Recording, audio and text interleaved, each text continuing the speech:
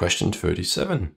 Godmu Weerhurten, a market leader in catalog training, has a Linux first strategy and has tasked an operations engineer with documenting how to restore a Hyper-V virtual machine VM only using the Linux backup repository.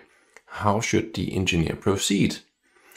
Okay, and then we have quite a few extract VM options here, using the executable extract.gui.exe, using the executable extract.exe, Veeam backup extractor, and extract.utility.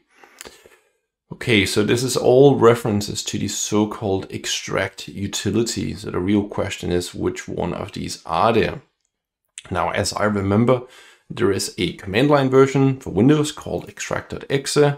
There's a command line version for Linux called extract, because no .exe is needed. And then there's a GUI version, which I guess could be called extractor.gui or backup.extractor, or maybe even extract utility. But that's a GUI, and the GUI is only for Windows, not for Linux. And it's only really a GUI. It still uses the underlying extract executable. But why don't we go take a quick look here? Veeam user guide, extract utility. Take a look.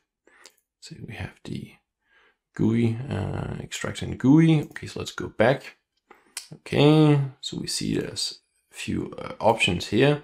Veeam.backup.extractor.exe. This is the GUI for Windows only. Extract.exe, command line version for Windows, and simply extract command line version for Linux. So based on that, the extract answer must be the correct one.